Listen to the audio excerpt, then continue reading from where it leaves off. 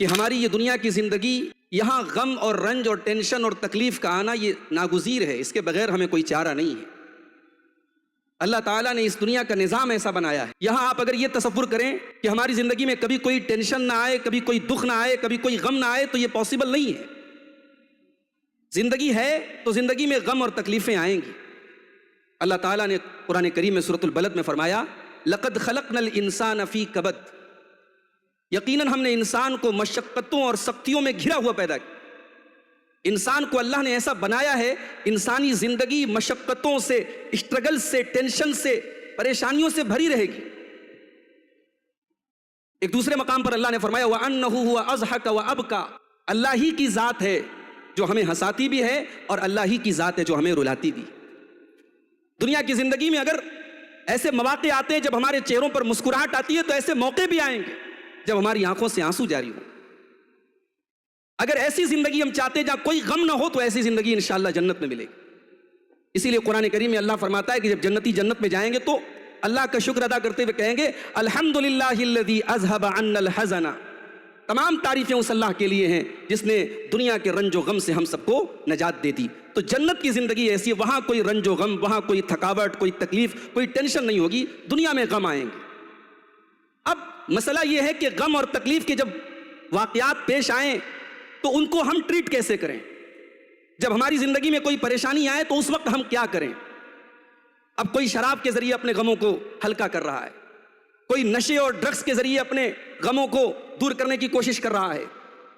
یہ سارے گناہوں کی دنیا کے یہ طریقے انسان کو مزید ہلاکت کی طرف لے کے جا رہے ہیں۔ آج کے اس گفتگو میں ہم یہ دیکھیں گے کہ قرآن و سنت نے ہمیں غم کے علاج کے تعلق سے ہماری کیا رہنمائی کی۔ اس میں سب سے پہلی چیز جو شریعت ہمیں بتاتی ہے کہ صحیح عقیدہ اور توحید یہ پہلی اور بنیادی چیز ہے۔ اگر آپ چاہتے ہیں کہ اس دنیا میں آپ ایک سکون کی زندگی بسر کریں، آپ کا دل مطمئن ہو، تو آپ عقیدہ توحید کو اپنا لیں۔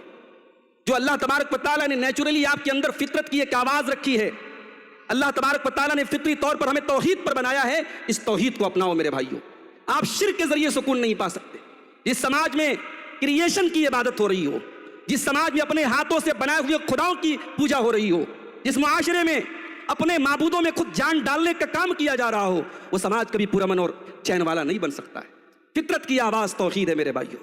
فَأَقِمْ وَجْهَكَ لِلدِّينِ حَنِيفًا فِطْرَةَ اللَّهِ الَّتِي فَطَرَ النَّاسَ عَلَيْهَا لَا تَبْدِيلَ لِخَلْقِ اللَّهِ ذَلِكَ الدِّينُ الْقَيِّمُ۔ اللہ نے فرمایا ایک اللہ کے آگے سر جھکانے والے بن جاؤ، ایک اللہ کی توحید پر آ جاؤ، یہی تمہاری فطرت کی آواز ہے، اور اسی فطرت پر تمہیں اللہ نے پیدا کیا ہے۔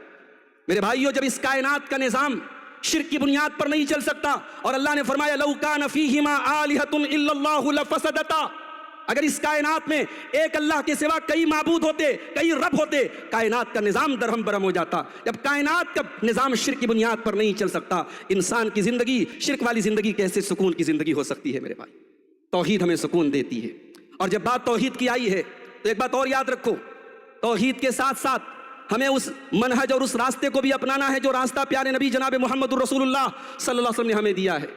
اکثر ایسا بھی ہوتا ہے، ایک نوجوان صحیح عقیدے کا حامل ہوتا ہے، مگر وہ ایسے لوگوں کے ہتھے چڑھ جاتا ہے جن کے منہج میں انحراف ہوتا ہے، اور وہ اس نوجوان کو غلط ٹریک پہ لے کے چلے جاتے ہیں۔ وہاں شرک تو نہیں ہوتا ہے، وہاں غیر اللہ کے در پہ سر تو نہیں جھکایا جاتا ہے، مگر منہج سلف اور منہج صحابہ اور منہج رسول سے انحراف کے نتیجے میں وہ نوجوان برباد ہو جاتا ہے۔ وہ نوجوان کبھی صحابہ کو گالیاں دینے لگتا ہے، کبھی دین کے مسلمات کا انکار کرنے لگتا ہے، اور کبھی ایسے راستوں پر نکل جاتا ہے جس کا تعلق قرآن و حدیث سے نہیں ہے۔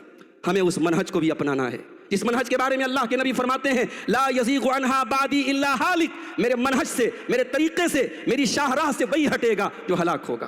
اس راستے سے جو ہٹا وہ ہلاک ہوا، نہ دنیا میں وہ چین پائے گا نہ آخرت میں چین پائے گا۔ تو پہلی چیز یہ ہے میرے بھائی کہ توحید کو اپنا لے۔ شرک کرنے والا چین نہیں پا سکتا، جو کئی خداؤں کی عبادت کر رہا ہو اس کی زندگی میں سکون نہیں آ سکتا۔ سکون تو اس مومن کی زندگی میں آتا ہے جو ایک واحد ایک اللہ کے در پہ سر جھکانے والا، اپنی ہر مشکل میں اس سے لو لگانے والا ہوتا ہے۔ اسی لیے اللہ نے قرآن میں فرمایا الذین آمنوا ولم یلبسوا ایمانہم بظلم اولئک لہم الامن وہم مہتدون، جو ایمان لائے اور اپنے ایمان کے ساتھ انہوں نے شرک کو نہیں ملایا، ان کے ایمان میں ذرہ برابر شرک کی آمیزش نہیں تھی، وہی امن والے ہیں، وہی چین والے ہیں، وہی نجات والے ہیں۔ دنیا میں بھی وہی نجات پائیں گے اور آخرت میں بھی وہی نجات پائیں گے۔